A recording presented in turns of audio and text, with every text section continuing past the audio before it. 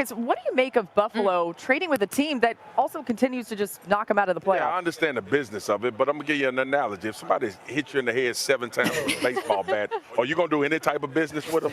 Anytime the Kansas City Chiefs can trade with the Buffalo Bills on the draft day, you got to do it. Holmes is going to make this dude a superstar. You healthy and everything? Yes, sir. All right, man. Can you still run fast? I can. All right, that's good. Good. Get those hamstrings loose, man. The Kansas City Chiefs are a team that always seems to find a way to improve, whether that is on the defensive side of the ball or, in this case, the offensive side of the ball. In this year's draft, where they traded up to select a speed demon in Xavier Worthy.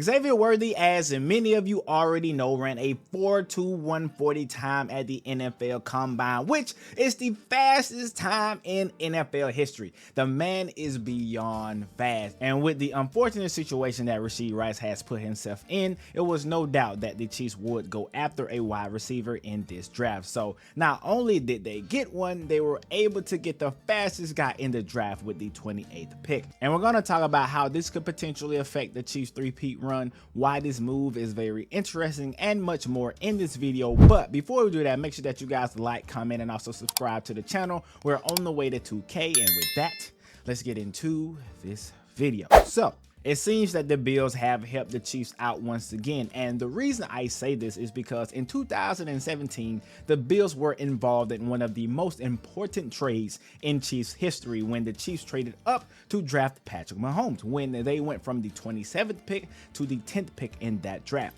This time they traded up not as far, but a few spots from 32nd to 28th to draft Xavier Worthy. And this is very funny to me for multiple reasons. One, because I thought Worthy would be an excellent guy for Josh Allen to throw the ball to. Now, I know they drafted Keon Coleman, who I am also high on, so they have a solid guy, but that just goes to show you how deep this wide receiver class is this year. But the second reason why this is funny to me is because what if Xavier Worthy becomes the guy who we think he becomes with a quarterback like Patrick Mahomes? Let's say he plays a major role in bringing home the 3rd championship for Kansas City if they go on to win the championship this year.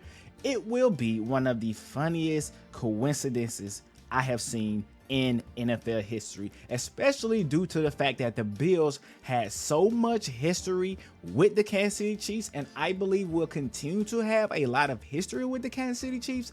How funny will it be if Xavier Worthy somehow, some way catches the game-winning touchdown, let's say against the Bills? That would be a fantastic storyline. Who knows, will it happen? It probably won't, but it still will be extremely funny and a crazy and strange coincidence. But I am so ready for this NFL season to start, but let's go ahead and turn our attentions back to Xavier Worthy here. A guy who has tremendous speed, listed at 5'11", 165 pounds. Last year at Texas, he had 75 receptions with 1,014 receiving yards. And a lot of people will make the comparisons to Tyreek Hill, but head coach Andy Reid says Xavier Worthy reminds him more of Deshaun Jackson. Either way, extremely fast. A lot, and I mean a lot of potential. So in this regard, either way you slice this, whether you think he's more of a Deshaun Jackson type player, whether he is more of a Tyreek Hill type of player, the Kansas City Chiefs have speed and a ability to open the field up more than they had last year. If you look at a guy like Hollywood Brown, who also ran very well at the Combine, he had a 4.27 in 2019 with Xavier Worthy and Hollywood Brown working on the outside of the field. Who is going to keep up with Travis Kelce? Last year, you saw a lot of teams focus more on Kelce because the wide receivers on the Kansas City Chiefs were not that big of a threat at that time, especially as vertical threats, at least until Rashee Rice emerged as the #1 guy, but he was still just one guy. Now the Kansas City Chiefs have 2 guys on the outside who are vital to that team's success offensively, and guys who other defenses are going to have to watch and look out for. This is a scary move by the Kansas City Chiefs. They saw their #1 weakness, which was offensive playmaking, and addressed it immediately. They just added the fastest wide receiver in the draft with the best QB in the league. And the last time you had a super fast guy on this team, Tyreek Hill, we saw how that offense was able to work. Not saying he's going to be Tyreek Hill, but nobody knew Tyreek Hill was going to be Tyreek Hill until Tyreek Hill did.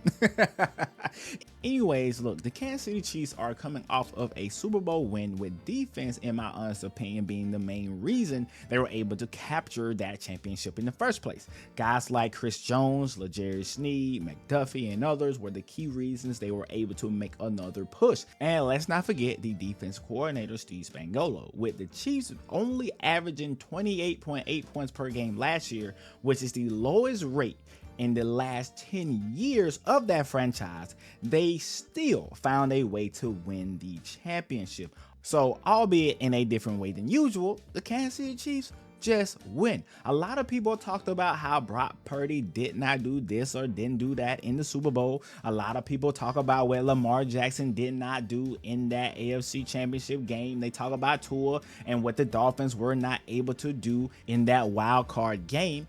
But I don't hear enough of what the Kansas City Chiefs defense was able to do in those games. I think in today's game, the way that offenses are catered to, the defensive guys are very much underappreciated.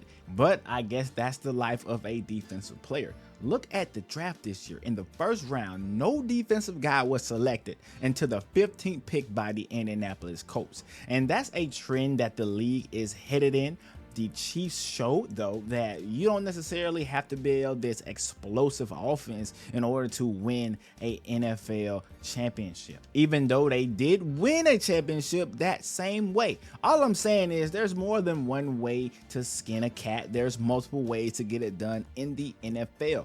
But I will say, it does help that they have the best quarterback in the league. I'm just saying. Because even though they did not put up points like they have in the past, Patrick Mahomes knew when to make certain plays. He knew what risks to take. He knew what risks not to take. And the number one thing, the most important thing when it comes to Patrick Mahomes, when the game is on the line, when the defense have been holding it down all night, he was able to bring it home, and that is exactly what you need your franchise quarterback to do. Now, I know they did lose L'Jarius Sneed in a trade because, of course, you cannot continue to pay all these great players. When players' production goes up, the cost to keep those players goes up, right? So you do have to lose a little bit, but you also have to retool, and I think the Kansas City Chiefs are doing a great job at that at this current moment. And so you do still have the best defensive tackle, in my personal opinion, in football, and Chris Jones, one of the best defensive coordinators in Steve Spagnuolo, and without a doubt the best quarterback in the league in Patrick Mahomes. Unless something major happens, unless there's some type of injury here, something goes crazy, I don't know. Whatever it is, unless something crazy happens, the Chiefs will not be easily denied that third ring. Teams will try, but until the Kansas City Chiefs actually take a postseason loss, it will be smart money to not bet against the Kansas City Chiefs.